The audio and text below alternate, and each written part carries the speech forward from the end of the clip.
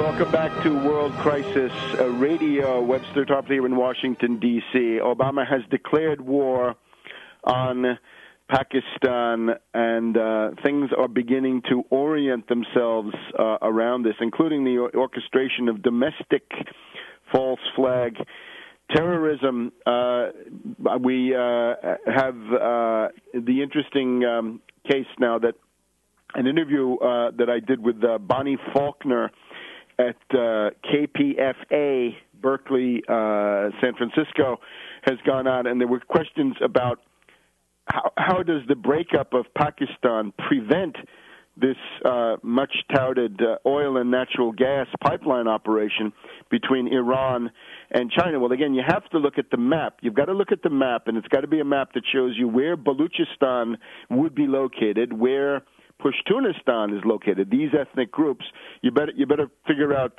Punjab and Sindh, because you're going to need those too.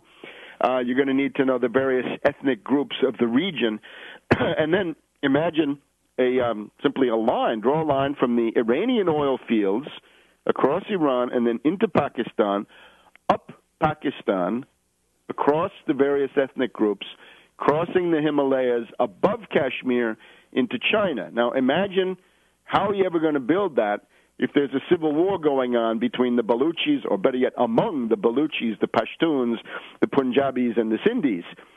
And even if you could build something, look at the situation, for example, with Ukraine, right, where the pipelines are there, but they're constantly blocked because the mini-state, micro-state approach that triumphed in the wake of the fall of the Soviet Union now allows this crazy Yushchenko NATO puppet in Kiev to cut off the natural gas. And the attempt of Russia is now to build the Nord Stream pipeline and the South Stream pipeline, Nord Stream down the Baltic and the South Stream across the Black Sea, to prevent these NATO puppet states from constantly cutting off the gas, in the other case it would be the oil also, and creating these international crises.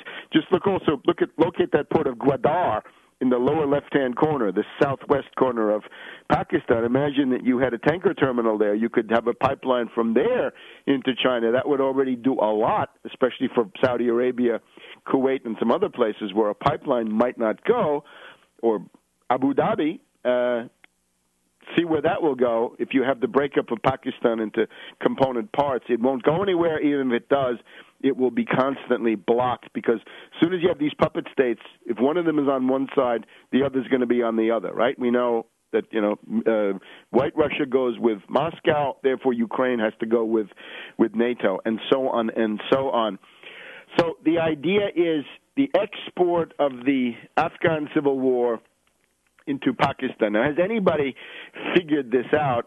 I guess the one coming close in U.S. public life, Senator Russ Feingold, Democrat of Wisconsin. So here he is on ABC This Week on Sunday. This is his question: why do you want to send troops to where Al-Qaeda is not? Again, Al-Qaeda, we know on this broadcast, Al-Qaeda is a fraud.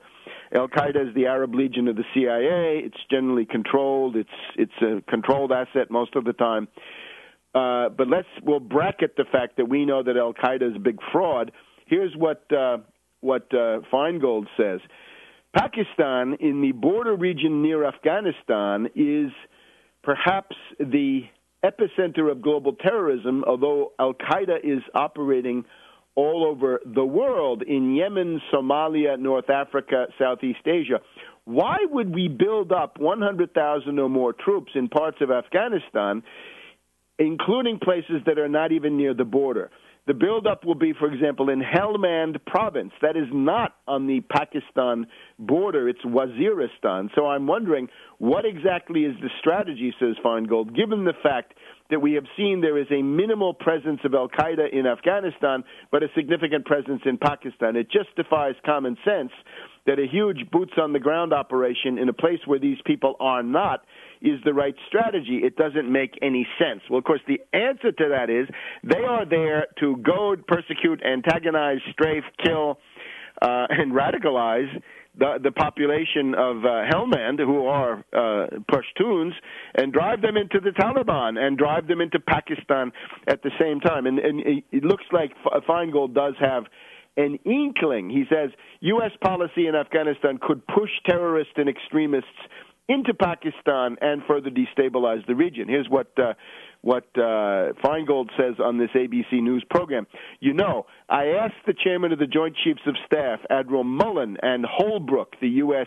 AFPAC envoy, a while ago, that if there is a risk that if we build up troops in Afghanistan, that will push more extremists into Pakistan. Push more extremists into Pakistan. Bingo. They couldn't deny it. And this week, Prime Minister Gilani of Pakistan specifically said that his concern about the buildup is that it will drive more extremists into Pakistan. So I think it's just the opposite. This boots-on-the-ground approach alienates the Afghan population, encourages the Taliban to further coalesce with al-Qaeda, which is the complete opposite of what the U.S. national security interest would dictate. All right, so within the crazy world of assuming that al-Qaeda is real, this seems to understand that the net effect is to increase the destabilization of Pakistan. A couple of other things coming out of these hearings now. Gates has been to Iraq and Afghanistan now in the last couple of days. And in Afghanistan, Gates essentially says to Karzai, the U.S. will be in Afghanistan for the unforeseen future. In other words, there's no pullout date. Gates says, look, you know, this so-called beginning of the pullout in 2011, this is simply a mark on the wall, I think they're saying it now. It's not binding. The U.S. presence in Afghanistan is open-ended, is indefinite. The commitment goes way beyond it. And Karzai signaled his understanding to the same degree, saying, we can't pay for our army anytime in the next 15 years, so we need the U.S. to be in Afghanistan for the next 15 years. Karzai has a timeline, in effect, that goes out to 2024, 15 years. 15 years, says Karzai, you're going to be paying, and it gets you into $130 billion and so forth, because the cost of an Afghan army guy is $25,000 per soldier per year. For the U.S., it's $1 million per soldier per year. So this is now the pattern. The U.S., by the way, the U.S. is pushing, Special Forces Command is pushing community defense. Community defense. That sounds like the strategic hamlets of Vietnam, and indeed it is.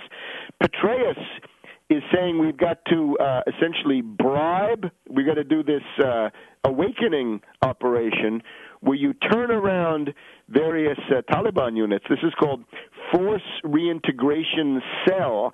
The Force Reintegration Cell, pioneered by Petraeus, is under the command of a British retired general, obviously an expert in Frank Kitson, who was used by Petraeus for this purpose in Iraq during the creation of the civil war there. So look at all this stuff. Now, the other interesting thing is that the demagogic presentation of U.S. domestic terror plots is all retargeting Afghanistan. Notice, people, not Iran, nix Iran, all Pakistan.